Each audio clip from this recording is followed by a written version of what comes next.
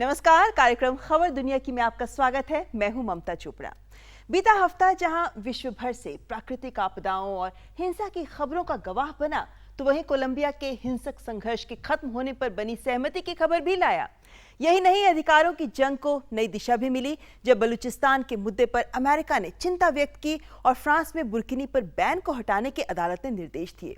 ये और कुछ अन्य खबरों के अलावा बताएंगे आपको दाइश के जुल्मों की दास्तान जो आपका दिल दहला देगी। लेकिन सबसे पहले शुरुआत बड़ी खबरों के साथ।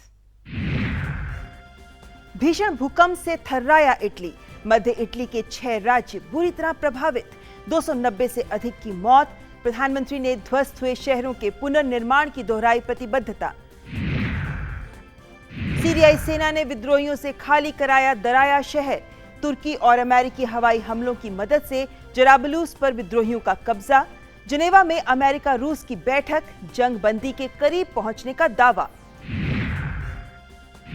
बलूचिस्तान में प्रदर्शन के दौरान लहराया तिरंगा और पीएम मोदी की तस्वीर।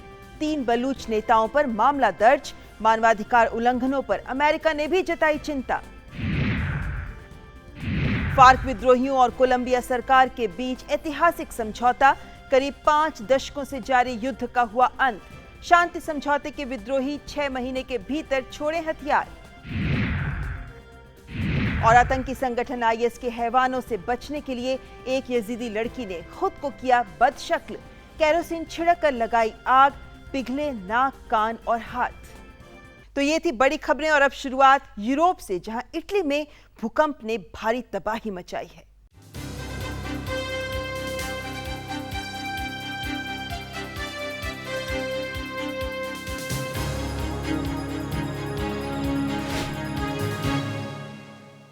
प्रकृति के आगे किसी का जोर नहीं है। जब ये विनाश पर उतर आती है तो तकनीक, विकास के तमाम दावे खोखले प्रतीत होते हैं। बीते हफ्ते इटली में आए भूकंप ने 6 शहरों में तबाही मचा दी। कितने ही परिवारों की जिंदगी तहस नहस कर दी। ताश के पत्ते की तरह बिखरे घर, फैला मलबों का ढेर, रात में खुले में आसमान के नीचे सोने पर मजबूर इंसानी हुजूम। बुधवार को जब धरती डोली तो इटली के कई शहरों में तबाही के ऐसे ही मंजर छोड़ती गई। 6.2 तीव्रता के भूकंप ने सैकड़ों जिंदगियां ले ली तो कई के जिस्म और जहन पर ना मिटने वाले जख्म छोड़ दिए। तड़के 3:36 पर आए जलजले से मध्य इटली में भारी तबाही हुई। एम्ट्रिस और इसके पास के अक्यूमोली और पेस्कारा डेल ट्रोंटो में तब से 920 झटके महसूस किए जा चुके हैं। 6 शहर बुरी तरह प्रभावित हुए हैं। एमाट्रिस, इनलाजियो, पेस्कारा डेल रोंतो, इन मार्श और आर्क्वाटा दे ट्रोंटो करीब आधे शहर बर्बादी की भेंट चढ़ गए। करीब 400 लोग अस्पतालों में जिंदगी और मौत से जंग लड़ रहे हैं। राहत और बचाव अभियान में करीब 5000 कर्मी लगाए गए। अब मलबों में जिंदा बचे लोगों की उम्मीद बेहद कम होती जा रही है, लेकिन इस दौरान कई चमत्कार भी दिखे। पेस्कारा डेल ट्रोंटो में 18 घंटे बाद एक मलबे से 10 साल की बच्ची को सुरक्षित निकाला गया। कई छोटे कस्बों में राहत देर से पहुंची, जिसके कारण मरने वालों की तादाद बढ़ गई। विनाशकारी भूकंप से बुरी तरह प्रभावित इलाकों में आपातकाल की घोषणा कर दी गई है। प्रधानमंत्री मत्तेओ रेंजी ने पुनर्निर्माण के लिए 5 करोड़ यूरो खर्च करने की प्रतिबद्धता जताई है। हम अब लोगों के पुनर्वास पर ध्यान दे रहे हैं। आंसू बहाने के बजाय लोगों को सहायता पहुंचाने पर ध्यान केंद्रित करना होगा। मैं ऊपर सोया हुआ था, मैं भाग्य से बच गया। उम्मीद है कि और लोगों को भी ज्यादा नुकसान नहीं हुआ होगा।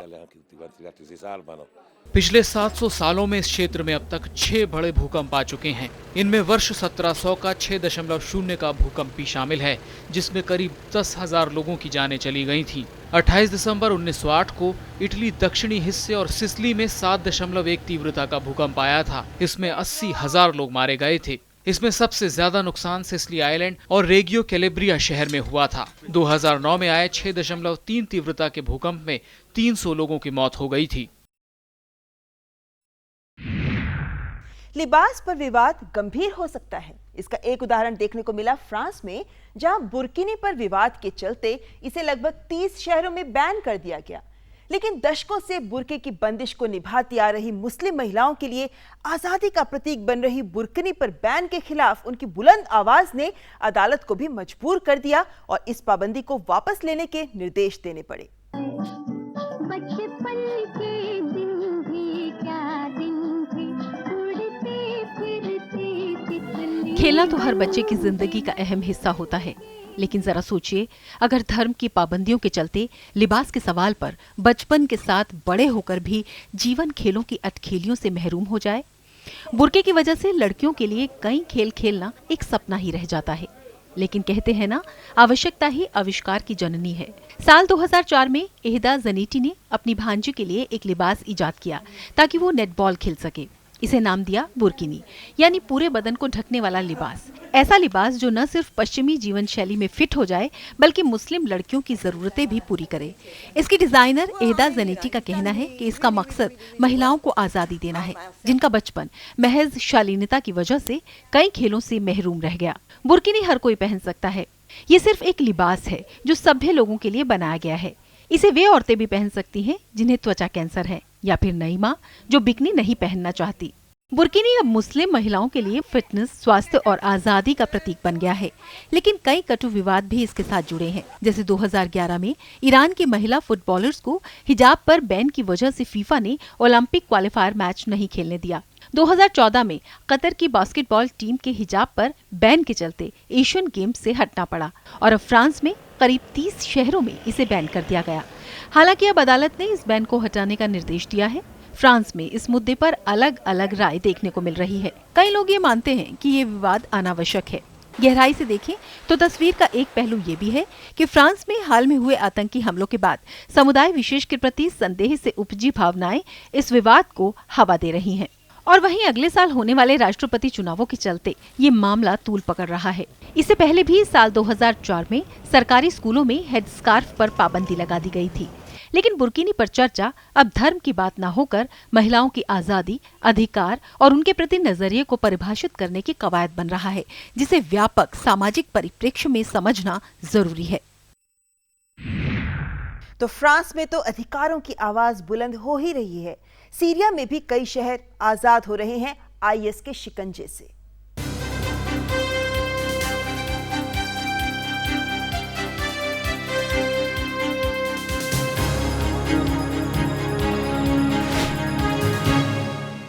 सीरिया के लिए ये हफ्ता कुछ राहत भरी खबर लाया। दराया शहर जहां 4 साल बाद विद्रोहियों की घेराबंदी से आजाद हुआ, तो वहीं इस्लामिक स्टेट के खिलाफ विद्रोहियों ने जराबलुस शहर में सफलता पाई। और अमेरिका और रूस के बीच सीरिया को लेकर कई मुद्दों पर बनी सहमति, और वहीं विद्रोहियों को तुर्की और अमेरिकी हवाई सेना से मिल रहा है समर्थन। इधर सीरिया में दमिश्क का उपनगर दराया 4 साल बाद विद्रोहियों की घेराबंदी से आजाद हो रहा था, तो उधर जिनेवा में अमेरिका के विदेश मंत्री जॉन केरी और रूस के विदेश मंत्री सर्गेई लेवरोव सीरिया से जुड़े मुद्दों का हल निकालने की कोशिश कर रहे थे। उनके बीच 12 घंटे चली बैठक में महीनों पहले शुरू हुए संघर्ष पर फिर से विराम लगाने के तरीकों पर चर्चा हुई। केरी ने कहा कि ज्यादातर मुद्दों पर सहमति बन गई है, बस कुछ छोटे मुद्दों को सुलझाना बाकी है। उधर इस्लामिक स्टेट के खिलाफ बड़ी सैन्य कार्रवाई करते हुए विद्रोहियों ने जराबलूस शहर को अपने नियंत्रण में ले लिया है। विद्रोही लड़ाकों को तुर्की की सेना और अमेरिकी हवाई सेना का समर्थन हासिल था। सीरियाई कुर्द बलों के बढ़ते प्रभाव को लेकर तुर्की चिंतित है। तुर्की को लगता है कि अगर सीरिया में कुर्द लड़ाकों को आईएस पर बढ़त मिलती है, तो इससे तुर्की में कुर्द विद्रोह को बल मिलेगा। इस नए ऑपरेशन के शुरू होने के कुछ ही घंटों बाद अमेरिकी उपराष्ट्रपति जो बाइडेन तुर्की पहुंचे। तख्ता पलट की नाकाम कोशिश के बाद किसी पश्चिमी देश के बड़े नेता की ये पहली यात्रा है। बाइडेन ने सीरियन डेमोक्रेटिक फोर्सेस से कहा कि अगर वो चाहते हैं कि अमेरिकी मदद जारी रहे, तो इन्हें यूफ्रेटिस नदी के पूरब लौटना होगा। संयुक्त राष्ट्र की एक जांच रिपोर्ट में सीरिया में रासायनिक हथियार के हमले की बात सामने आई है। इस बीच रिपोर्ट में सीरियाई रासायनिक हमलों की पुष्टि करते हुए कहा कि राष्ट्रपति बशर अल असद के बलों ने कम से कम 2 और आईएस ने मस्टर्ड गैस का उपयोग किया है। 2014 और 2015 में किए गए 3 हमलों की पहचान की गई है, लेकिन अभी तक अन्य 6 मामलों पर कोई निष्कर्ष नहीं निकल पाया है। पाकिस्तान के कब्जे से आजाद होने की बलूचिस्तान की कोशिशें अब अंतर्राष्ट्रीय मंच पर ध्यान आकर्षित कर रही हैं। अमेरिका भी जहां मानवाधिकार के मामलों पर चिंता जाहिर कर रहा है, और बलूचिस्तान के नेता मानते हैं कि ये प्रधानमंत्री नरेंद्र मोदी के कारण ही संभव हो पाया है। लेकिन बड़ा सवाल कि क्या संयुक्त राष्ट्र भी इस मुद्दे पर अब गंभीरता दिखाएगा?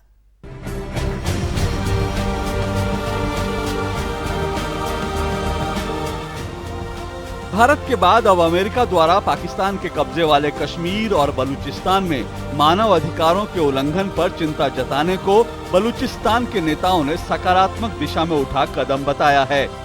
बलूचिस्तान के बागी नेता और बलूच रिपब्लिकन पार्टी के अध्यक्ष नवाब बरहमदाग बुख्ती ने डीडी न्यूज के साथ एक एक्सक्लूसिव इंटरव्यू में कहा कि ये भारत के प्रधानमंत्री नरेंद्र मोदी द्वारा बलूचिस्तान का मुद्दा उठाने का ही नतीजा है कि आज अमेरिका सहित कई देश इस मुद्दे पर बात कर रहे हैं।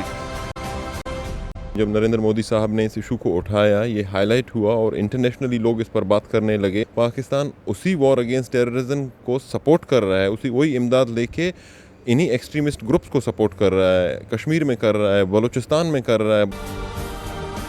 गौरतलब है कि अमेरिकी विदेश विभाग ने हाल ही में कहा है कि वो पाकिस्तान अधिकृत कश्मीर और बलूचिस्तान के मानव अधिकारों की स्थिति को लेकर चिंतित हैं।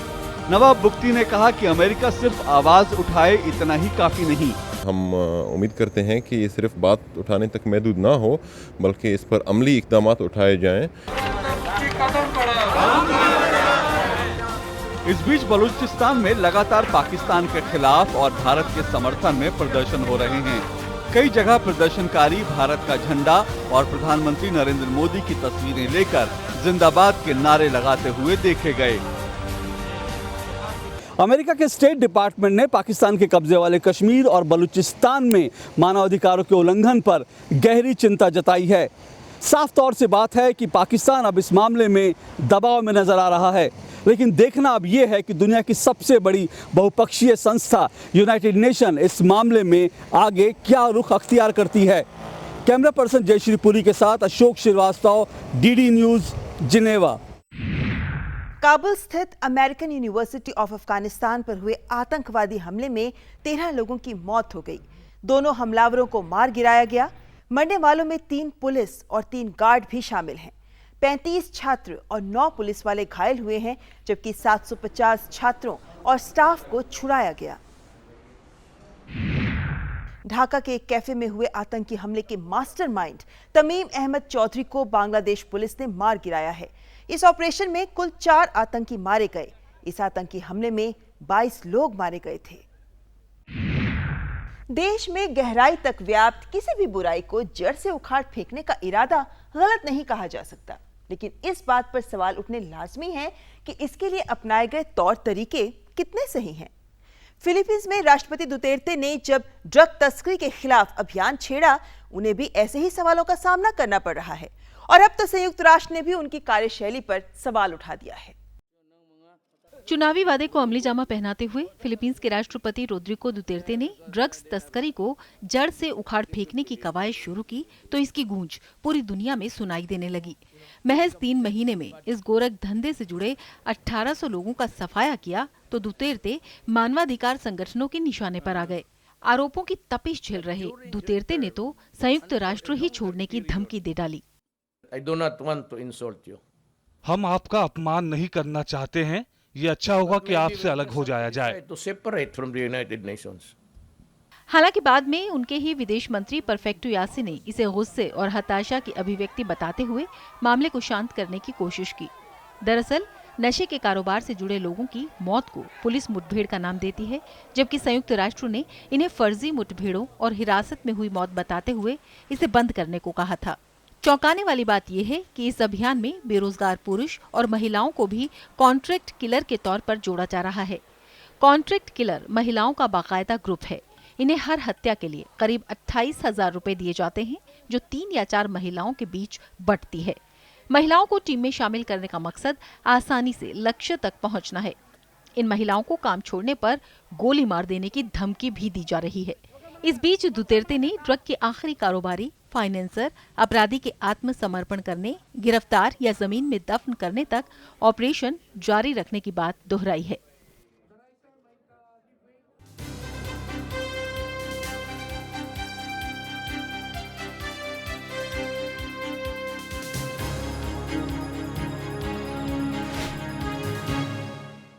लैटिन अमेरिकी देश कोलंबिया के इतिहास में एक नया दौर शुरू हो रहा है।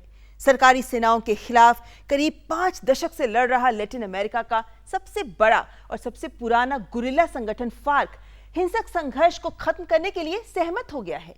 कोलंबिया का ये गृह युद्ध दुनिया के सबसे जानलेवा संघर्षों में गिना जाता है, जिसमें अब तक 2.5 लाख से ज्यादा लोगों की जान जा चुकी है। कोलंबिया जीता, मौत हारी। 50 साल से अधिक समय तक संघर्ष करने वाले विद्रोही संगठन फार्क के इस बयान के साथ पूरा देश जश्न में डूब गया। और डूबता भी क्यों नहीं, अपने ही लोगों के खून से लथपथ हो रही मिट्टी को बंद करने के अंतिम फैसले पर मुहर जो लग गई थी। शांति समझौते के तहत फार्क के लड़ाके 6 महीने के भीतर हथियार छोड़ कानूनी प्रक्रिया में शामिल होने पर राजी हो गए हैं। विद्रोहियों के सैन्य विघटन और उनके लड़ाकों की सुरक्षा का भी बंदोबस्त किया गया है। हालांकि इस समझौते पर अभी जनता की मुहर लगनी बाकी है। राष्ट्रपति जुआन मैनुएल सांतोस ने शांति समझौते पर 2 अक्टूबर को जनमत संग्रह कराने का ऐलान किया है। मैं कोलंबिया में अपने नागरिकों और सैनिकों से कहना चाहता हूं कि फार्क के साथ अंतिम समझौता हो गया है, जो कि सोमवार 29 अगस्त से लागू हो जाएगा। दरअसल ग्रामीण उत्थान के साथ कोलंबिया में संघर्ष की शुरुआत के बाद 1964 में वामपंथी विद्रोही संगठन फार्क यानी Revolutionary Armed Forces of Colombia का उदय हुआ, जिसमें कई वामपंथी विद्रोही समूह, दक्षिणपंथी अर्धसैनिक बल और नशीले पदार्थों से जुड़े गिरोह शामिल थे। करीब 7,000 लड़ाकों से लैस इस संगठन में 1/3 संख्या महिलाओं की है, जिसका मुख्य काम खुफिया जानकारी इकट्ठा करना है। फार्क पर ड्रग्स का कारोबार करने का भी आरोप है। इस दौरान सरकार और विद्रोहियों के बीच कई बार समझौते हुए और टूटे भी। 1984 में अपने नेता की हत्या के बाद फार्क और उग्र हो गया। 2000 में कोलंबिया ने अमेरिका के साथ मिलकर उनके खिलाफ जंग छेड़ी तो 2001 में विद्रोहियों ने राष्ट्रपति पद के प्रत्याशी इंग्रिड बेटनकोर्ट को ही अगवा कर लिया। उन्हें 2008 में सैन्य कार्रवाई के बाद रिहा कराया जा सका। 2011 में फार्क के शीर्ष कमांडर अल्फांसो कानो की मुठभेड़ में मौत के बाद संगठन कमजोर पड़ता गया, जिसके बाद 2012 में सरकार के साथ शांति वार्ता की शुरुआत हुई और लंबी बातचीत के बाद दोनों पक्षों ने 23 जून 2016 को संघर्ष विराम का ऐलान किया। आंकड़ों के मुताबिक इस हिंसा में 2,60,000 लोग मारे गए, जबकि 45,000 लोग अब भी लापता हैं और 10 लाख से अधिक लोग विस्थापित हुए। लैटिन अमेरिकी देश बोलीविया के उप गृह मंत्री को खदान श्रमिकों ने कथित रूप से अपहरण करने के बाद पीट कर मार दिया। उप गृह मंत्री रोडोल्फो इलेनस खनन कानूनों को लेकर चल रही हड़ताल में मध्यस्थता करने गए थे। खदान श्रमिक ज्यादा अधिकारों की मांग कर रहे हैं। तो बोलीविया में खदान श्रमिकों ने उठाया ये कदम और नाइजीरिया में लाखों बच्चे इंतजार में हैं कि उनकी जिंदगी बचाने के लिए तुरंत उठाए जाएं आवश्यक कदम।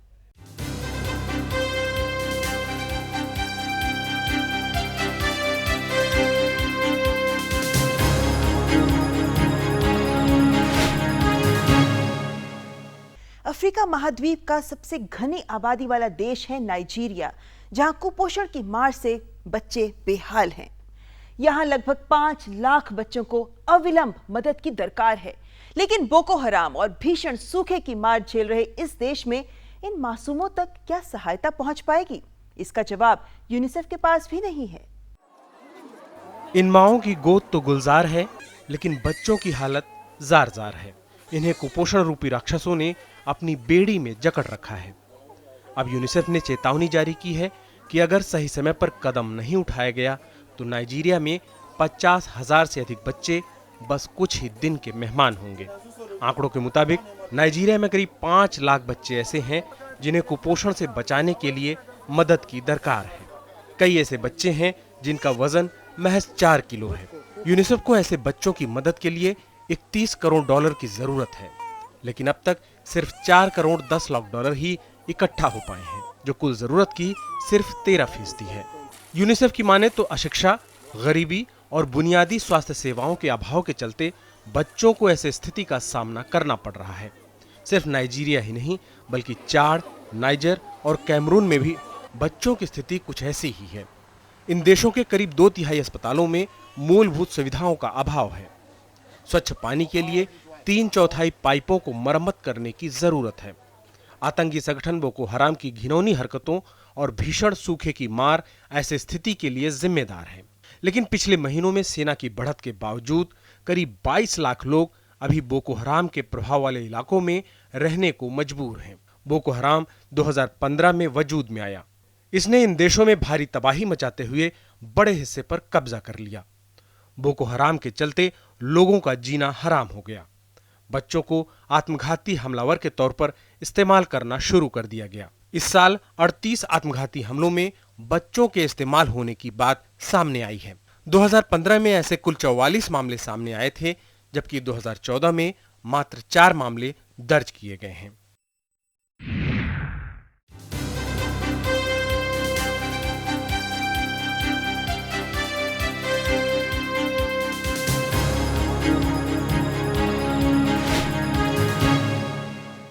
विश्व भर में कई खेलों का आयोजन होता रहता है, जिनके बारे में हम आप सभी सुनते रहते हैं। लेकिन क्या आपने कभी विश्व खानाबदोश खेलों के बारे में सुना है? इन खेलों का दूसरा संस्करण किर्गिस्तान में आयोजित हो रहा है, जिसमें 1 या 2 नहीं बल्कि 40 देश हिस्सा ले रहे हैं। और इनमें शामिल खेलों के बारे में अगर आप सुनेंगे तो आपके भी रोंगटे खड़े हो जाएंगे। औरों के लिए ये क्रूर खेल हो सकता है, लेकिन इनके लिए जुनून है। लिहाजा दम तोड़ते खानाबदोशों के इन पारंपरिक खेलों को बचाने की 2 साल पहले शुरू हुई कोशिश अब रंग लाने लगी है। किर्गिस्तान में होने वाले दूसरे विश्व खानाबदोश खेलों में इस बार 40 मुल्कों के खिलाड़ी हिस्सा ले रहे हैं। 3 सितंबर से 8 सितंबर के बीच आयोजित होने वाले इस उत्सव में यूं तो पुराने जमाने की कुश्ती, शिकार, घुड़सवारी जैसे कई खेल होंगे, लेकिन रगों में झंझनाहट पैदा कर देने वाले खेल कोकबुरु या बुजकशी या बुजलोबा पर सबकी खास निगाहें होंगी। कोकबुरु मध्य एशिया में घोड़ों पर सवार होकर खेले जाने वाला एक खेल है। यह Afghanistan, Uzbekistan, Tajikistan, Kyrgyzstan, Turkmenistan, Kazakhstan, Pakistan के कुछ इलाकों और चीन के उइगुर इलाके में खेला जाता है। ये सदियों से स्टेपी के मैदान में रहने वाले कबीलों द्वारा खेला जा रहा है, जो घोड़सवारी में हुनरमंद होते हैं। इसमें खिलाड़ियों के 2 गुट होते हैं। खेल के मैदान में मरा हुआ बकरा या बछड़ा रखा जाता है। खिलाड़ी अपने घोड़े दौड़ाते हुए उसे उठाने की कोशिश करते हैं। जो उसे उठा लेता है वो दूसरे गुट के खिलाड़ियों से बचकर उसे जीत की लकीर के पार फेंकने की कोशिश करता है, जबकि दूसरे खिलाड़ी बछड़े या बकरे को उससे छीनने की कोशिश करते हैं। 50 सेंटीमीटर की छड़ी खींचने की प्रतियोगिता पर भी लोगों की निगाहें टिकी होंगी। एक बेहद साधारण सा खेल जिसमें दांव पेच की ज्यादा गुंजाइश नहीं होती है। 2014 के पहले आयोजन से सबक लेते हुए आयोजक इस बार कोई कोर कसर नहीं छोड़ना चाह रहे हैं। दर्शकों को आकर्षित करने के लिए स्टेडियम को नया रूप दिया गया है। विश्व खानाबदोश खेलों को नए आयोजक भी मिलने शुरू हो गए हैं। 2018 का खेल तुर्की में होगा। वैसे खानाबदोश अपने खेलों को लेकर पहले से ही काफी सतर्क हैं। मंगोलिया में पारंपरिक खेलों का त्योहार नादाम का आयोजन बराबर होता है, लेकिन अब इसे वैश्विक मंच देकर दुनिया के अन्य हिस्सों में नई पहचान देने की कोशिश की जा रही है।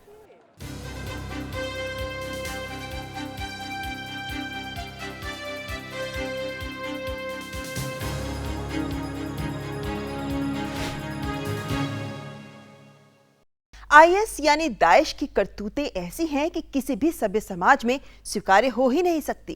खासकर महिलाओं के साथ उनका पाशविक व्यवहार दिल दहला देता है।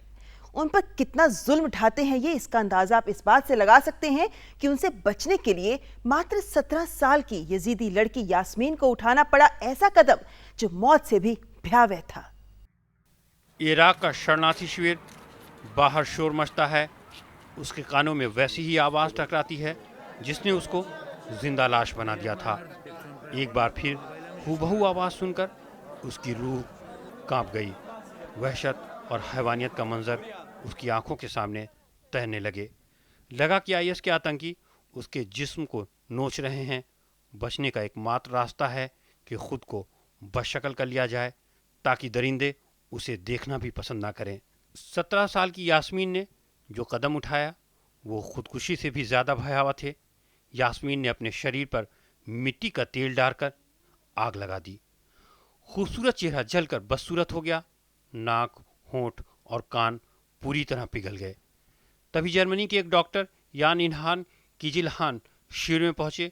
डॉक्टर को अपनी ओर आता देख यास्मीन जोर जोर से चीखने लगीं, यहाँ मत आओ, यहाँ मत आओ। यास्मीन इराक के सिंजार की रहने वाली यजीदी हैं। 3 अगस्त 2014 को उनके इलाके पर आईएस के आतंकियों का कहर टूटा। आतंकवादियों ने सारे यजीदियों को जमा किया और 3 समूहों में बांट दिया। जो युवा लड़ने के काबिल थे उन्हें लड़ाई में लगा दिया गया। बूढ़ों को 2 विकल्प दिए गए, इस्लाम चुनो या मौत। जो नहीं माने उन्हें कत्ल कर दिया गया। और तीसरा समूह यास्मीन जैसी महिलाओं का था जिन्हें गुलाम बना लिया गया। सिर्फ यास्मीन नहीं, हज़ारों ऐसी यजीदी महिलाएं जो IS के चंगुल से भागने में कामयाब हो गईं, जबकि सैकड़ों अब भी उनकी कैद में हैं। इनके जुल्म के सामने इंसानियत दम तोड़ देती है। 4 लाख यजीदी विस्थापित हुए, मारे गए या गुलाम बना लिए गए। 3200 तो आज भी IS के कब्जे में हैं। बहुत सी लड़कियों को कई बार बेचा गया, 100 से ज़्यादा बार बलात्कार किया गया। आखिर जर्मनी ने 4 से 56 साल तक की 1100 महिलाओं के इलाज का फैसला किया। इनमें यास्मीन एक हैं। उन नारकीय दिनों का जिक्र करते हुए यास्मीन मुट्ठियाँ भेज लेती हैं, कुर्सियाँ जकड़ लेती हैं। इलाज कराकर वो फिर से पुरानी यास्मीन बनना चाहती हैं, लेकिन IS का खौफ इस कदर जहन में बसा हुआ है कि वो आज भी अपना पूरा नाम जाहिर करने से डरती हैं। बेगुनाहों की खाक पर, मासूमों की चीख पर एक सहानुभूति मेरी भी, एक अश्रुधारा मेरी भी, कि इंसानियत एक बार फिर हुई शर्मसार। खबर दुनिया के कार्यक्रम के आज के इस अंक में बस इतना ही। आप अपने सुझाव, अपनी प्रतिक्रियाएं हमें ईमेल कर सकते हैं। हमारा ईमेल ID है khabarduniaki@gmail.com। चलते चलते हम आपको छोड़ जाते हैं एयर गिटार की विश्व चैंपियनशिप के साथ। हमारी पूरी टीम को दीजिए इजाजत। नमस्कार।